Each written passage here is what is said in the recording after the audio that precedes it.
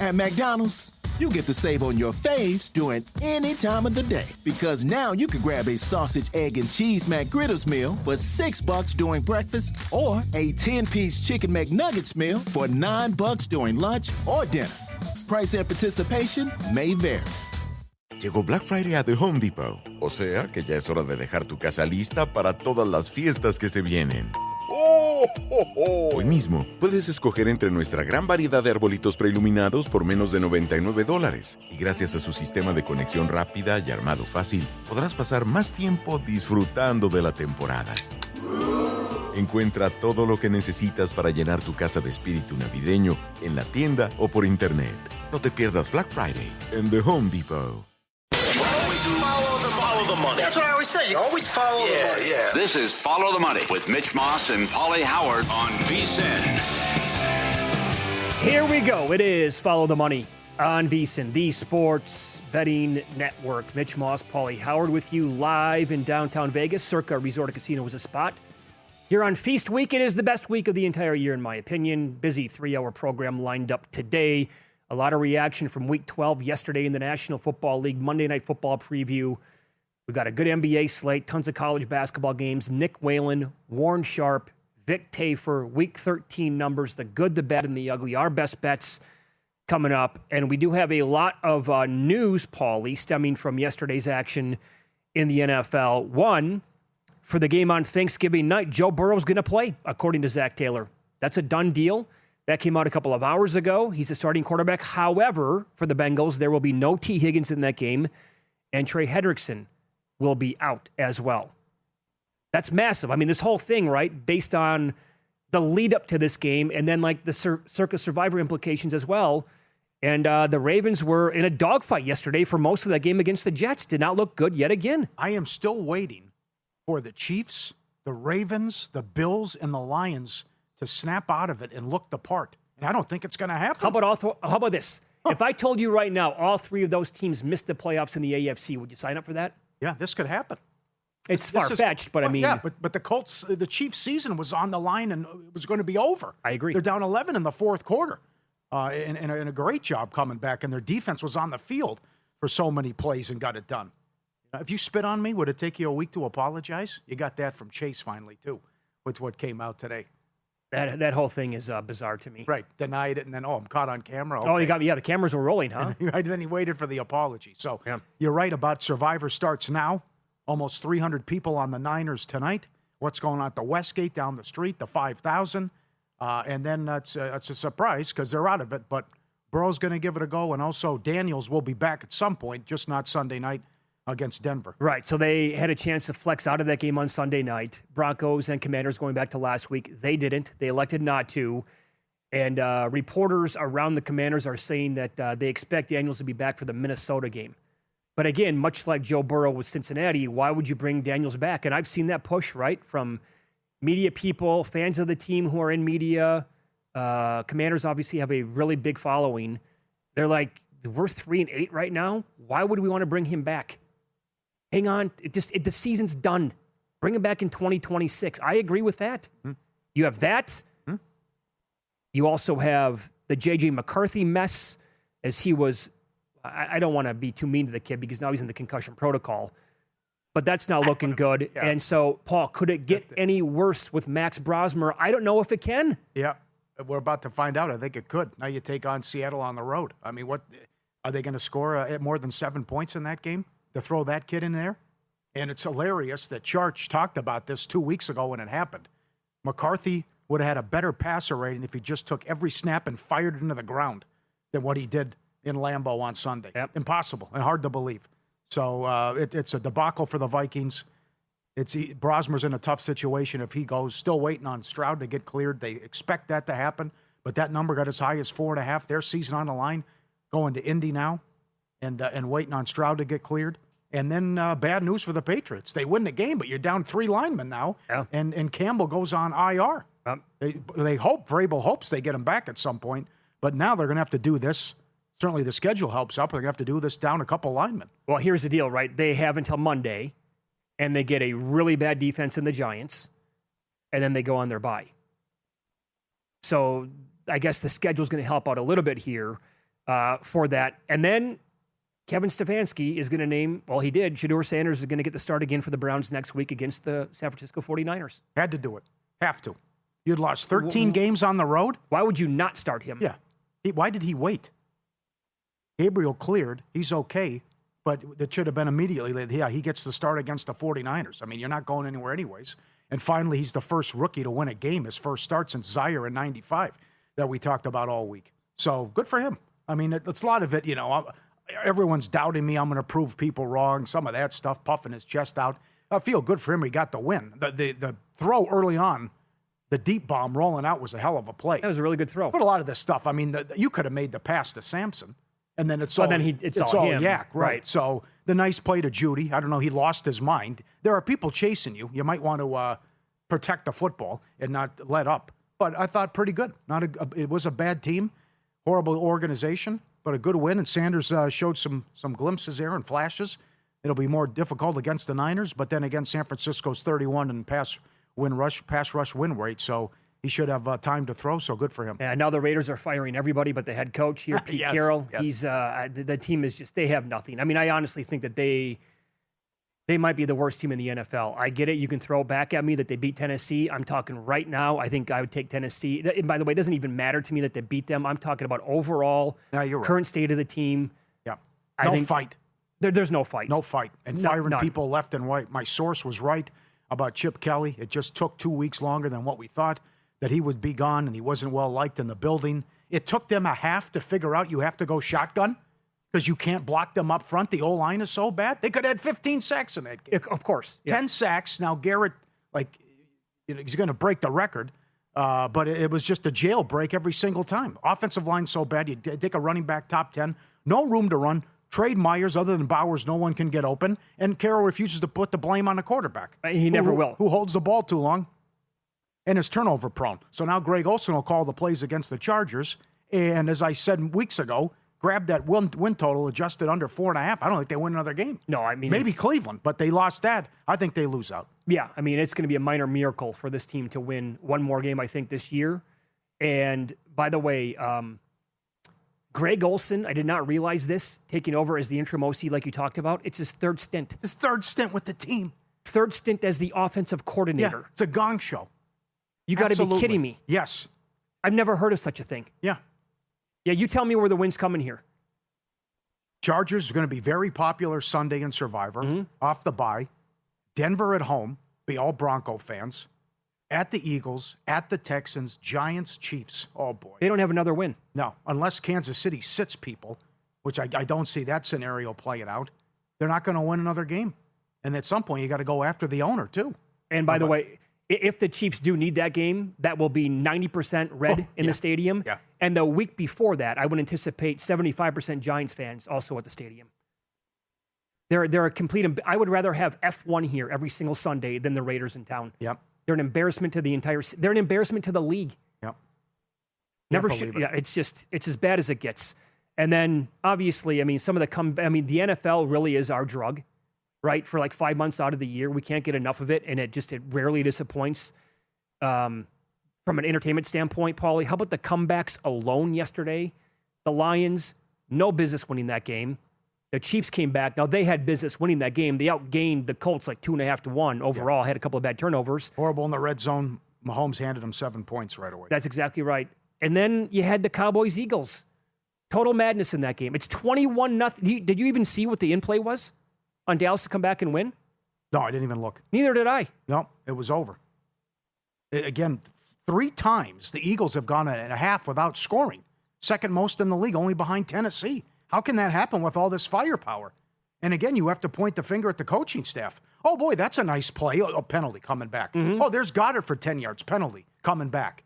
They're put themselves in 1st and 15 and 1st and 20, and then the silly turnovers. Why are you fielding a punt inside your own 5? And that becomes a fumble. Barkley puts it on the ground. And for them to go touchdown, and then can't score the rest of the game, it's an embarrassment. Yeah, after that, it went punt, halftime, punt, missed 56-yard field goal, fumble, punt. They had 192 yards on their first 3 drives, all touchdowns. They had 107 yards on their next 8 drives overall. Prescott was amazing.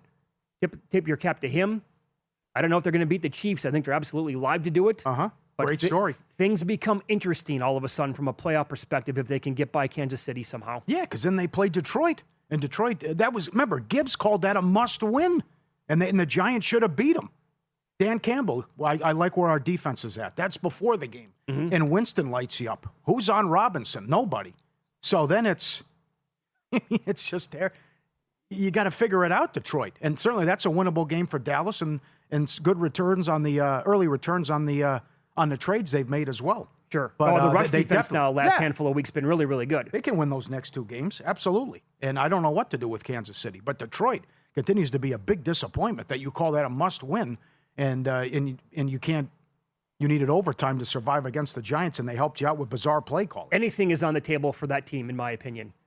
Like the Lions could be playing in the NFC title game. They might miss the playoffs. Yeah. I have no idea. Imagine had they lost yesterday. They are really behind the 8 ball at that point, and they could clearly lose to Green Bay coming up on Thursday. They have some more tough games beyond that. And by the way, the Bears are in first place of that division overall. I don't know if they can. But we've been saying that since like week 3. I think your Ben Johnson case is getting stronger. Oh, absolutely. Because losses could be coming for the Patriots. And then again, what did you really expect from the Bears going in? As I keep pointing out, the Patriots were favored in 11 games before the season started. But enjoy the ride. It's awesome. 8-3. The wins by 1, 5, 4, 2, and 3. Well, Cardiac kids do it again. You know this, right? They're 8, so 5 games over 500, like you said. They have a negative point differential. Think about that for a second. Oh, that's good. And that's good. If you think that, if ever somebody, let me rephrase here, if ever anybody should go out there and play the lottery, scratch-offs, whatever, go play Mega Bucks right now. It's the person who was in the Westgate Survivor contest, down to 8 entries. One person, the only person with 2 entries left, had 1 on the Lions and 1 on the Cowboys. Mm-hmm. And we talked about it yesterday on the Tailgate Show. Was it a misclick? People are speculating proxy mistake. Right. Cowboys down 21-0, come back to win, and he survives both those teams. You got to be kidding me. Should be gone. And he still got both in with 8 left. Incredible. Unreal. We'll get into Monday Night Football tonight. Brock Purdy, 0-8 ATS in this situation.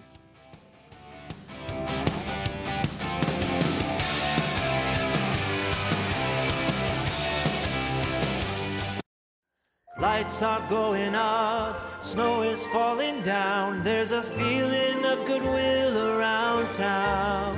It could only mean one thing.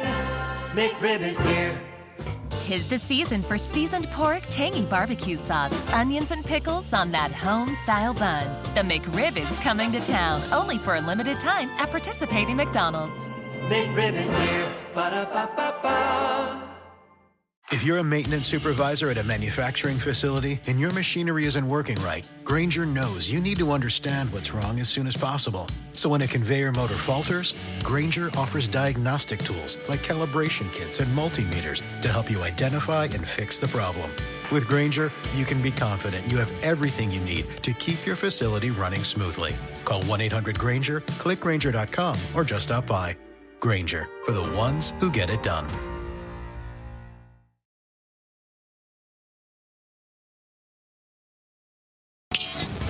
This is Follow the Money on VSiN. We will get to Monday Night Football coming up. A very big game for a lot of people still. Obviously with the bets, player props, ATS, total, whatever, but also Circa Survivor, $298 on the Niners tonight here at Circa. A couple over at the Westgate. I'm on the Niners over at the Westgate tonight. And before we get into that game, though, Paulie, what did you make of the finish of the Lions-Giants game when the Giants had a 2nd and goal at the 2? Then I think there was an incomplete pass. They lost 4 yards, so then it's a 4th and goal at the 6. Right around 3 minutes to play in the game. They led by 3. They kick a field goal there. They take a 6-point lead. But then you give the Lions that much time to come all the way, after the kickoff. They probably get it to 35. They know that they have to score a touchdown. Yeah. But if you go for it and you miss, then they have 3 minutes to come down and drive. And all they need is a field goal there. And that's exactly what took place. Yeah, and from 59 yards. So that was tough. I think it's swung too far in the other direction. You're going for it, 4th and goal from the 6. Kafka. Well, I'm trying to win the game. Yeah, I got it. Yeah. But how about you kick it? What's your success rate? What are the odds that you convert on that? And then people questioning the play calling before it, where you didn't run the ball and try to chew more clock. Sure. Although the one play didn't work, as you talked about. 4th and goal from the 6, kick it, go up 6. And it was like the LaFleur decision a couple weeks ago. Like 4th and 8 from the 13. What are we doing? Right. Take the chip shot field goal, and that cost him the game. So then he fires the defensive coordinator. I didn't know the interim could do that. That was Kafka's call to fire the DC today. He said, well, I changed my mind. I went back, look at tape. It wasn't good. They have blown 5 double-digit leads. It's a record. Oh, sure, yeah. And they spit it up. So everything had to go. You have to hit like a 6-teamer there if you have the Lions in Survivor, and then you get the touchdown from Gibbs right away, and then the stop. But it's just, they should have been out. They should have lost. You also get blown up. And Robinson and Winston, you had no answer. Big play after big play. No. How about the touchdown pass to Winston? I mean, he puts some moves on, by the way. Yeah. Somehow gets his way into the end zone. Yep. Deep ran in the the ball bag well. of tricks. It was excellent, no doubt. I think if they don't lose that 4 yards there on that run play at the goal line to make it a 4th and goal to 6, and they'd still like 4th and goal to 2, then okay, if you want to go for it, then I'm okay with that. But from the 6, 4th and goal to 6, come on, man. I thought it was ridiculous. Absolutely ridiculous. You're right. Make them score the touchdown and the extra point to beat you. Yep. Make them do it. Yeah. If you're at the 1, fine. But I don't like your chances. 4th and goal from the 6. Yep. As for tonight, the Niners are 7.5. They've taken a lot of money this week in this game. I think we're going to get some points here tonight as well. 5-point move. 5-point move on the total. This is a open 45. And then Bryce Young went off and McMillan went off against Atlanta with the look ahead. Sure. So most people expect points here. As I've talked about all week, the Niners on a 1-15 ATS run off a win since Christmas of 2023, and Carolina has already tied a record. 6 wins this season as underdogs, and now they're catching 7.5, and they're right there to win that division, and we'll see what happens with Mayfield moving forward. Well, how about this angle? As Bryce Young is finally coming off of, well, it is his best game ever as a pro, right? He threw for 400 yards last week, did a great job in that spot against Atlanta. And McMillan was a big reason why. That's after, by the way, like 7 consecutive duds from him where he just wasn't doing anything at all with the ball, wasn't putting up numbers. He was going under all of his passing props. But now, again, does it continue tonight? Because you're taking on a 49ers team. They are 31st overall in the league at pass rush win rate. They cannot put pressure on the opposing quarterback. And quarterbacks are also throwing for 250 yards per game with a high completion percentage against this team. So their passing defense has been pretty much terrible the entire year. Well, Bose has been out pretty much the entire time, Warner as well. It got worse after those injuries. But I think if we ever expect Young to have another good game, I think it might be tonight. And I am convinced that Purdy, this offense will probably hum in again, although here's the stat I wanted to get to. Brock Purdy is 2-6 straight up, 0-8 ATS. Last 8 starts following up a game when the team scored 30-plus points. That ties into that run of Shanahan after a win. I don't get it. Can't handle prosperity. What's the problem? Great organization. Why do you have so many issues? String it together, right? Got to have this one tonight. Then you go to Cleveland. Then you take on Tennessee. Playoffs right there. I know Paul Bovey made the case. He bet some no on San Francisco. But at home, the game you got to win. I can't figure out the Panthers. I mean, are they good? Are they below average? The Buffalo performance, although Dalton was compromised, Young finally looked good, but also Dowdle hasn't been done much since the Green Bay game, and he got hurt in that game. So you're right. It should be a comfortable game in the pocket with time to throw for Young, but this is a game where Purdy should light up Carolina as well. A lot of people making the case for Pearsall now that he's finally healthy. I don't know if it's going to be a lot of McCaffrey, but maybe it's just spread it around and everyone eats like the Arizona performance when they were so good. Yeah. It's a CMC revenge game, Paulie. Yes, you got that too. As he gets his former team. Purdy at vsin.com/NFL props. The Opta AI projections, they are projecting him to go over by 17 yards in this game tonight. His number's around 208.5. They also are projecting Purdy to have a big game, right around 270 passing, which would go over as well. McCaffrey, per their numbers, stays under his rushing yards prop and goes over. This is something that you've been on pretty much the entire year. They're projecting him for low 50s with receiving yards. That can be a little bit tricky here, though, based on, again, this team took money this week. So if they're going to be in the in this favorite role, if they're leading throughout, like last week, maybe this isn't a game where they're just going to dump it off to McCaffrey a lot. Yeah. So I was going to say Tampa catches a break that Mayfield could play Sunday, but if he doesn't, then you're going to need him for those Carolina games to decide the division, and they play 2 times in the final 3 games. How about this? How it's completely changed now for the Buccaneers. They are in. My God, are they in rough shape, dude? Yep. Can't stop anything. No. The injuries. He gets hurt on the Hail Mary. Somehow that game stays under. But at any event, it's right there now where Carolina could steal this division. And Tampa was much like the Buffalo Bills. They were a huge favorite. And now they're just hanging on for dear life here. You're going to get Bucky back, get Godwin back. But that was just a terrible performance, and the Rams dismantled them last night. I think there's an angle here. I think both teams, obviously, both things would happen here. Carolina to win the division, which would also result, I believe, in the Buccaneers missing the playoffs. Because, you have teams on the outside right now, like the Lions. The Niners are a fringe playoff team. They have a lot of easy games coming up. If Tampa Bay does it, and by the way, they're minus 450 right now to win their division at DraftKings. Minus 450. Yeah. How about the McMillan move? The guy went from 5-1 to the favorite to win Rookie of the Year. He didn't even play. Yeah. Well, I mean, I guess it's based on Dart not playing again and another dud. I'm not even going to call it a dud for Magbuka because Mayfield is doing, and he got hurt. Right. They can't throw the football. No. And once 2 gloves came in, forget it. Oh, no, they weren't moving the ball. Yeah, I mean, it's Charlie, check down, run the clock out, get out of here. I would guess if McMillan has a nice game tonight, he is going to go to odds on to win this award just because there are so many questions right now. And Henderson didn't do much yesterday. I don't think Junkins can pull it off at this point. And then beyond that, I don't think you're going to get a long shot here at this point. So it's probably between like the top 6 guys on the board right now.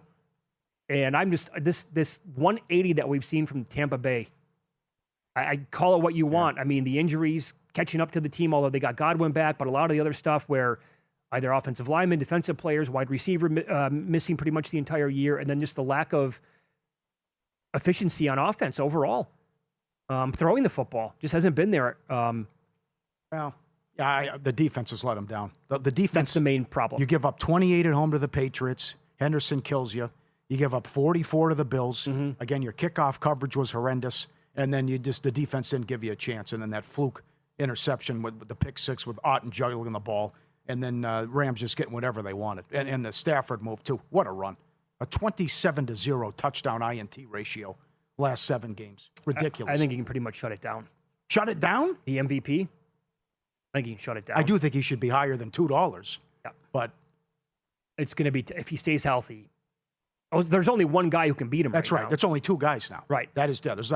We only got 6 games. That's it. Yeah. You can't make a case for anyone else. It's not going to be Jonathan Taylor. No. It's not going to be Dak Prescott. Stop tweeting me. It's not going to be Dak. We're not taking him at 500-1. Not going to happen. Yeah. But also with the 49ers, look at the 2 teams that are ahead of them in that division. I was listening to Money Moves on the way in. JVT brought it up. He's like, they might be the 2 best teams, and it might not even be close in the entire league. Thank you. I was listening to a show yesterday, and they said, boy, it's the Rams. Is anyone else good?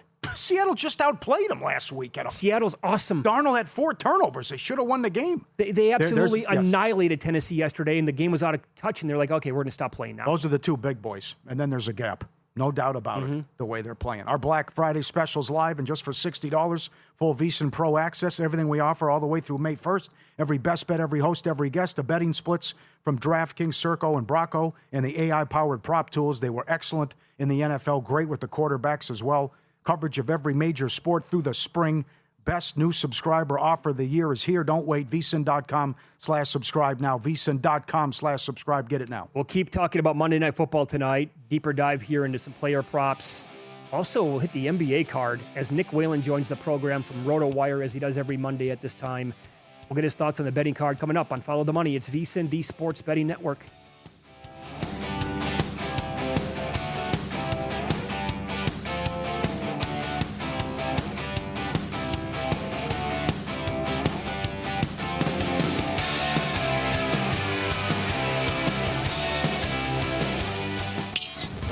This is Follow the Money on VSiN. Welcome back. Coming up in 15 minutes, the good, the bad, and the ugly from the weekend. Right now, we head out to the Progressive guest line as Warren Sharp joins the program now. You can follow Warren on X. He is at Sharp Football, and the website is called sharp.football. Warren, good afternoon. Thanks for the time as always. I wanted to throw this at you. The Chicago Bears are currently 8-3. They're in first place of a really good division, the NFC North, and yet they have a negative 3-point differential on the year, which is like so crazy. What are your thoughts on Ben Johnson's club here, 11 games into the year? Well, look, I've been really impressed by both Ben Johnson and Liam Cohen and their ability to still generate offense when they need to with quarterbacks that struggle at times throughout the game. Trevor Lawrence throws 3 interceptions last week. You have Caleb Williams, who ranks dead last out of 39 qualifying quarterbacks in accuracy, especially on some of these passes that are down the field. There are guys open, and sometimes when he hits them, it looks beautiful, and they create big splash gains. But there are times that there are players that are schemed open that are getting inaccurately thrown passes that become incompletions that then the offense has to make up ground in other ways. And both of those coaches, they're now head coaches, are calm, are just creative, and then try to figure out ways to get their quarterbacks to be productive. I mean, at least Caleb Williams is still throwing the football, and Ben Johnson has enough confidence there. Liam Cohen is basically trying to run the football as much as possible, get it out of Trevor Lawrence's hands as much as possible. We saw that in the huge win over the Chargers the other week. They go into Arizona and he throws 3 interceptions. I mean, they really do not want Trevor Lawrence throwing the football very much, but it is a testament to the coaching staffs there to have these teams in the position that they're at. As you mentioned, 8-3 for the Chicago Bears, in number 1 spot in the NFC North, in the 3rd overall spot if the playoffs were to end today. And you look in the AFC, in the wild card position, you have the Jacksonville Jaguars. So I don't think either of these teams are the type of team that is going to be able to deliver any type of floor level performance in the postseason because they're far too erratic with what they're doing offensively and defensively. But maybe they can figure out something and gel down the home stretch here. At least it's better to be in the position that they're in than fighting for their playoff lives outside of the playoffs. So, credit to those two coaches, and we'll see if those two quarterbacks who have their struggles, have their warts, can continue to work with those new year 1 play callers and get even better down the stretch. All season, you've been all over this Pittsburgh defense, which can't stop the pass. What do you think of the Bills' chances and Josh Allen on the road? Well, hopefully this extra time has helped Khalil Shakir heal up a little bit because Shakir was definitely banged up in the last couple of games. Last game, he goes into Houston and performs at the very tail end when they absolutely need him to do something. But prior to that, he was just a shell of himself. This Buffalo Bills offense has needed for a little while to figure out how they're going to perform from a passing production standpoint because they don't really have receivers out there who are threatening to the defense, who are stretching the field to the defense. And so they're going to have to figure out something to do against a Pittsburgh Steelers defense that is going to give you pressure, is going to send blitzes, is going to test Josh Allen. I remember Mike Tomlin went into Buffalo a couple of years ago, I think, and was able to get after Josh Allen a little bit there. Now, Josh Allen, obviously being the great quarterback that he is, can overcome those things eventually. It's not going to be easy, though, even though this Pittsburgh Steelers defense is bad, unless the Buffalo Bills receivers step up a little bit. I'm not quite even sure where they're going to be at the tight end position either. They were getting a lot of production, actually, out of their running backs over the last couple of games. But then on the other side of the ball, the thing that I find the most interesting about this matchup is, obviously, nobody's talking about this because it's sort of in the weeds. The Buffalo Bills defense ranks number 4 in EPA per play. That's obviously great, top 5, against 11 personnel. When teams utilize 11 personnel to run or pass, they're a top 5 defense. When teams utilize 2 or 3 tight end sets, so 12 personnel, 13 personnel, they remove a receiver from the field. This Buffalo Bills defense that ranked top 5 ranks dead last, number 32 in the NFL, EPA per play, when teams utilize heavy personnel against them. What do the Pittsburgh Steelers major in? Their usage of 12 personnel with their multi-tight end sets that they trot out on the field with regularity. The Buffalo Bills were favored to go into Atlanta a few weeks back and beat the Atlanta Falcons And the Buffalo Bills struggled massively in that game. And it was in part because the Atlanta Falcons utilized a lot of 12 personnel sets. That's exactly what happens here with the Pittsburgh Steelers. So it's going to be interesting to see. The Steelers offense struggles a lot. Obviously, they're not very consistent. Struggled to score enough in Chicago last week, but now they're going to be going home as a 3.5-point underdog against a defense that ranks dead last against what they like to do a lot, which is utilize 12 personnel. Great job. Good breakdown. Your level of concern with the Patriots now that they're down key linemen and Campbell looking like the IR. Well, the thing that you never want with a young developing quarterback, which is what Drake May still is, even though he's been incredible, is to become one-dimensional and to lose the ability to run the ball successfully. And they've already struggled to run the football efficiently and consistently this season. And now you're going to be removing some of that offensive interior. That is going to be a major problem. Not only is one of the worst places for a quarterback to be pressured right up the middle because it forces you to step one direction or another quite quickly, but if you don't have the run game, then you're always going to allow opponents to get back into games, which is sort of what happened to them in Cincinnati. They were able to score, move the ball down the field. They settled for far too many field goals.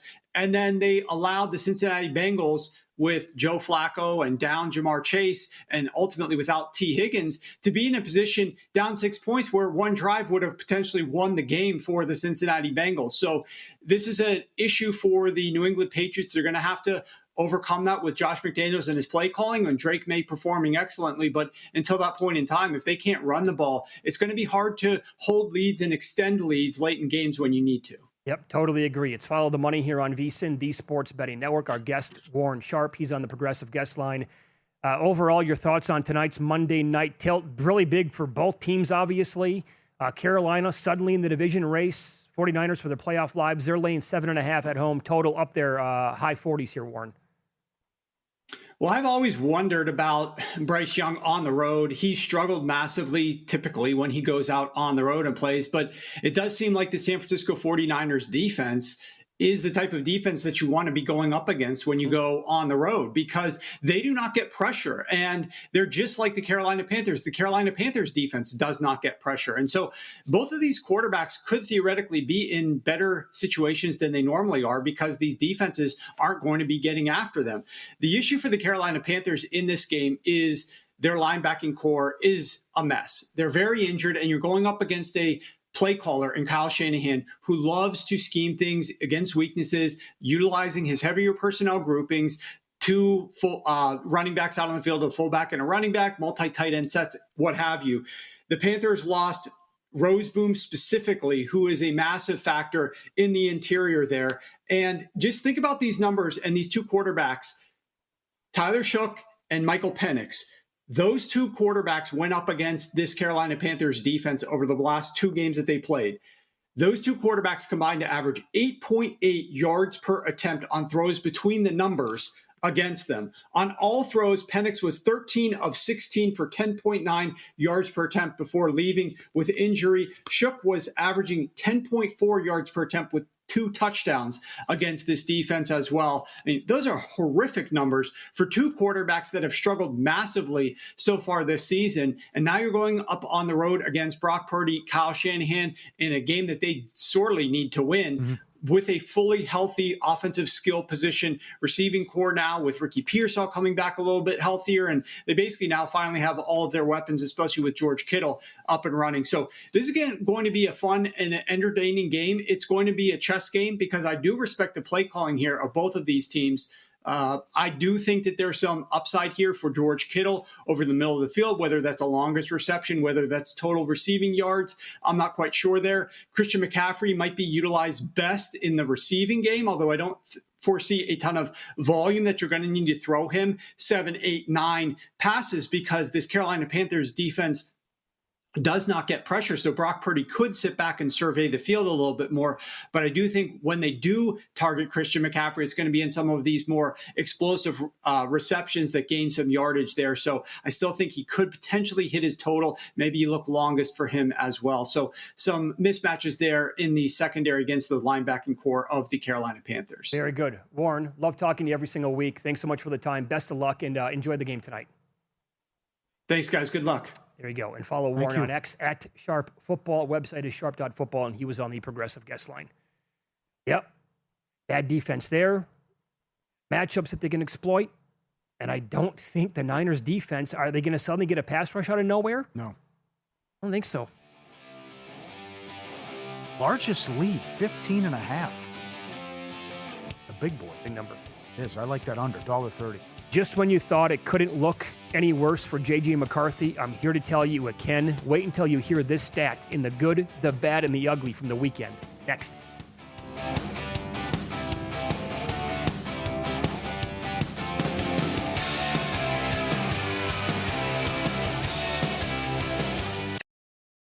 Lights are going up, snow is falling down. There's a feeling of goodwill around town.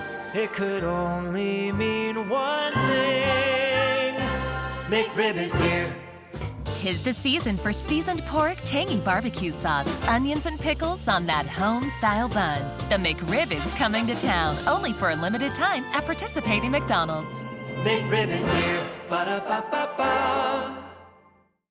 If you're a custodial supervisor at a local high school, you know that cleanliness is key, and that the best place to get cleaning supplies is from Grainger. Grainger helps you stay fully stocked on the products you trust, from paper towels and disinfectants to floor scrubbers. Plus, you can rely on Grainger for easy reordering, so you never run out of what you need. Call 1-800-GRAINGER, click Grainger.com, or just stop by. Grainger, for the ones who get it done.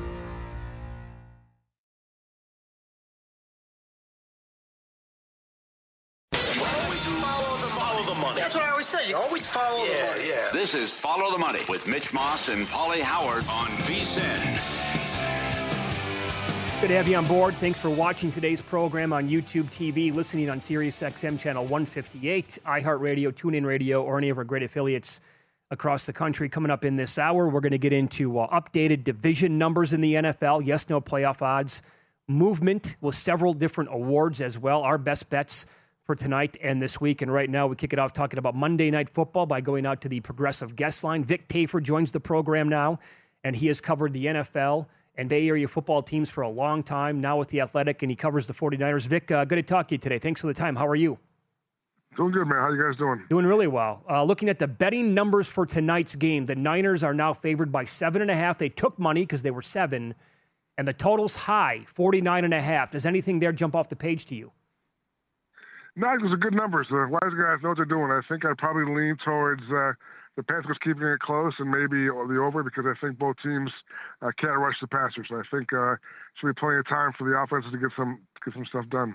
Yeah, the storyline I think here for the 49ers defensively, with all the injuries obviously in recent weeks, has been the fact that they cannot create any pressure at all on the opposing quarterback. Their pass block win rate is pass rush win rate is like 31st overall in the league. They're not getting any pressure overall. How does that change tonight? Can Saleh drum up anything? He's going to try. I'm going to try and blitz every once in a while. The problem is we're not really getting home on the blitzes. And the other problem is that they already lost Fred Warner calling the defense. And his backup, Tatum Bethune, who's actually pretty solid, he's also out now. So they're down to a third string middle linebacker and Curtis Robinson. So, again, our linebackers are nothing great either. So, bad pass rush. Linebackers are kind of beaten up. And also, I wouldn't even say the secondary is a strength. So defense is kind of is not very good. Deal to you that Bryce Young, now I get it, he's coming off of a really good game, throwing for more than 400 yards in a big win last week in an overtime game against the Falcons. But before that, Vic, he didn't throw for 200 yards in 7 consecutive games. That's a larger sample size, obviously, but I think if it's going to continue here kind of playing hot football, it would be against this Niners defense. Would you agree with that?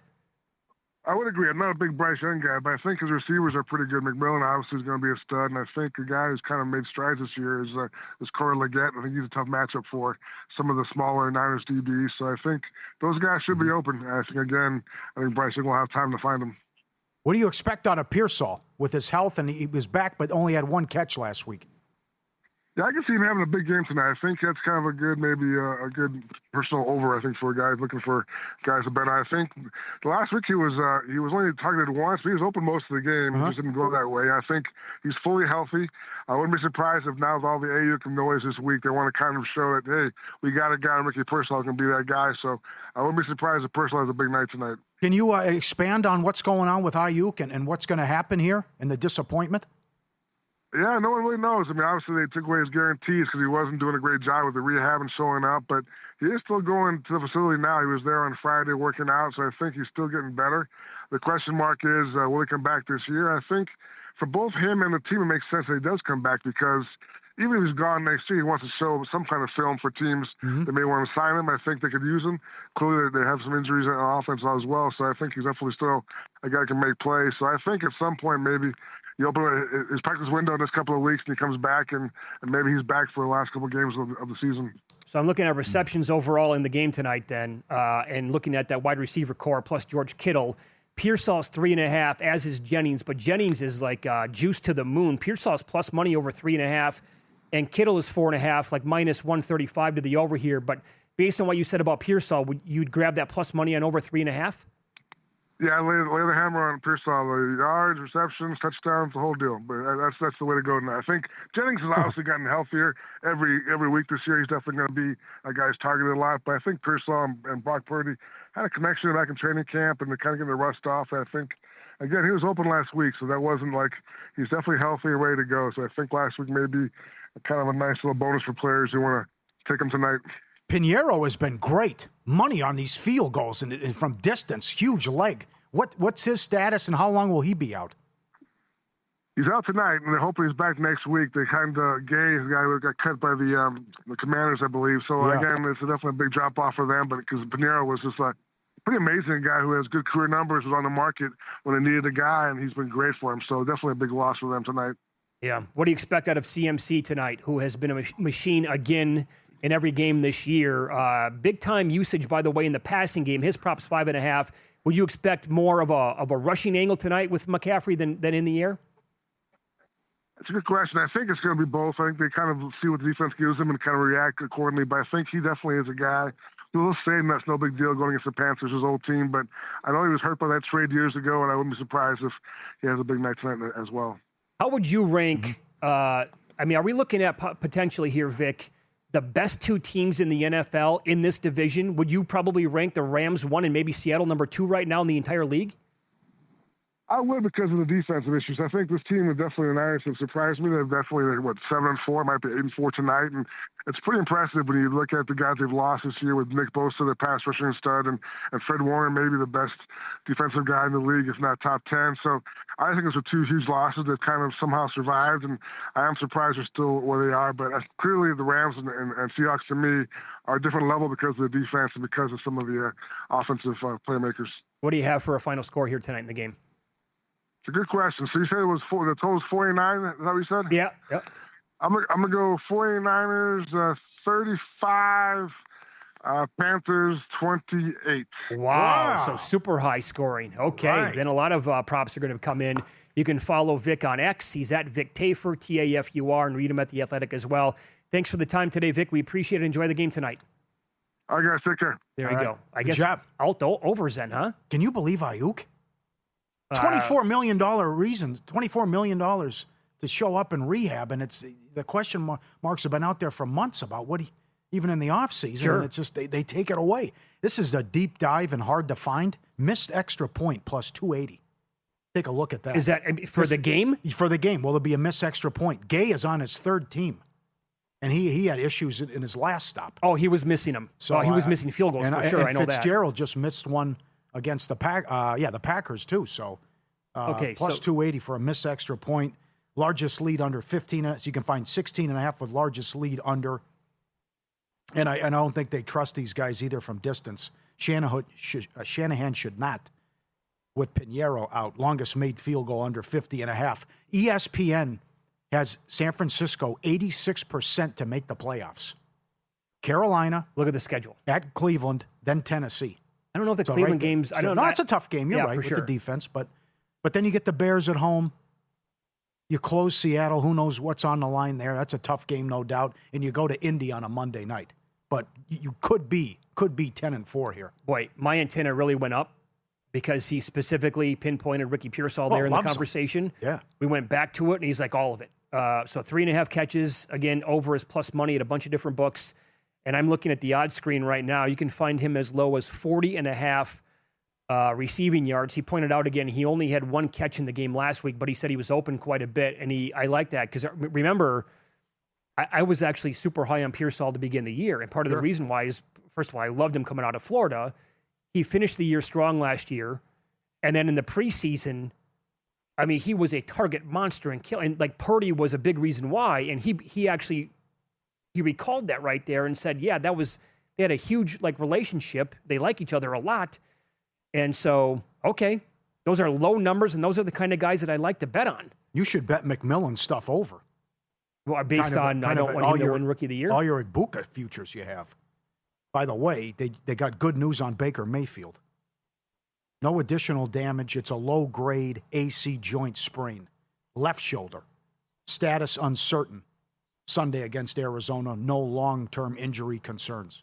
Well, that game, if he was 100% healthy last night, never got dinged up, that game was not going to go well anyway. The Rams are an absolute monster right now. Mm-hmm.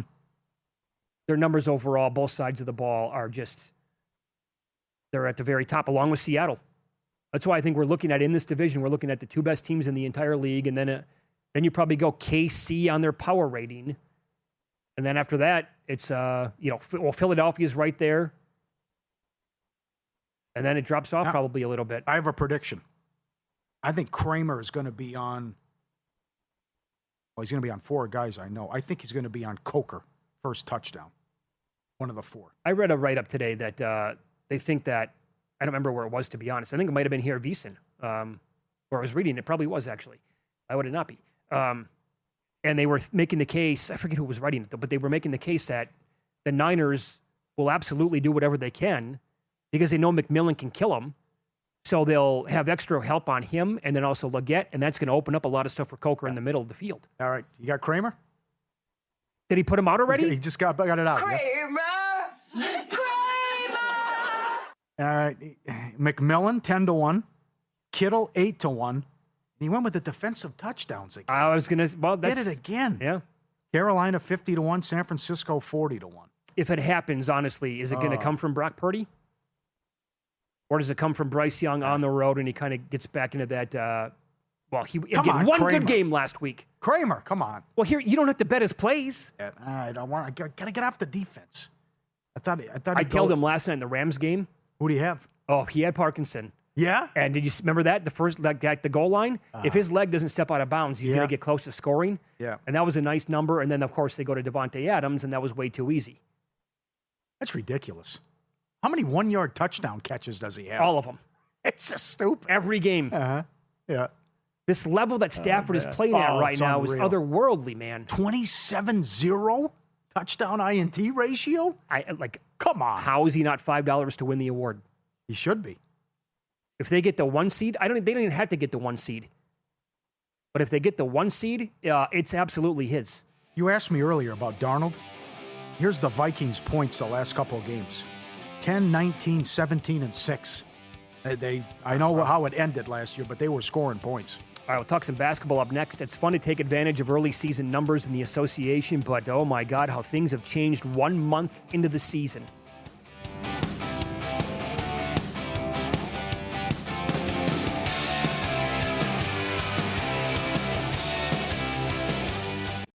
Lights are going up, snow is falling down. There's a feeling of goodwill around town.